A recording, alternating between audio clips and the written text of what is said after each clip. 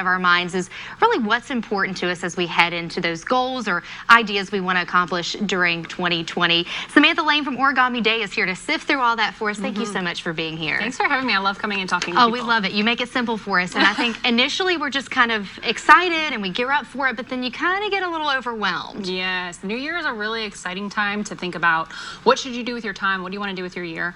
And although we have 366 days this year, we still only have 24 hours in each day. Yes. So you kind of have to prioritize and identify what's really important and where should your time be going in the new year. So I'd love to share some tips. Yes, and on that. You've kind of broken this down into 3 categories for us. Let's start with vision session. Yeah. That's where we need to start, kind of. Yes.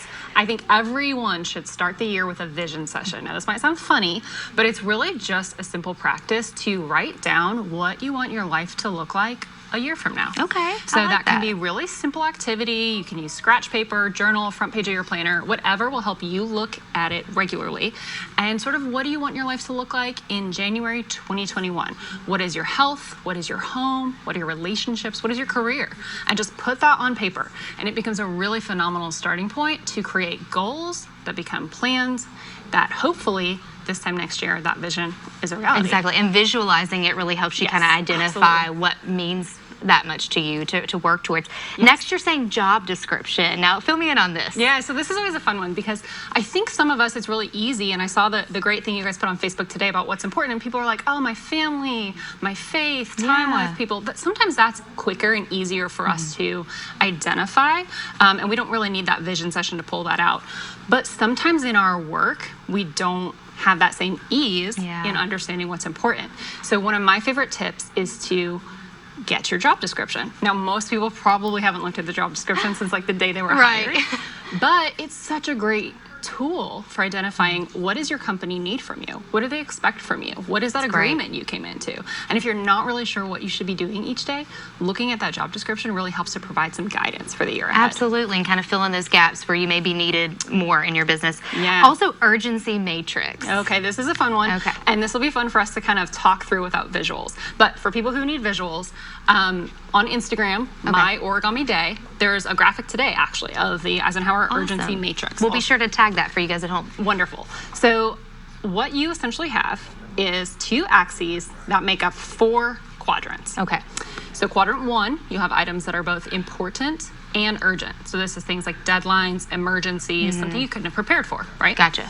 Then you have quadrant 2. Those are items that are they're important, but they're not urgent. So this tends to be self-care, vacations, planning. So true, yes. Right? Getting a haircut, going to the gym. Those things that we can easily push off, but we really need to be prioritizing. Yes.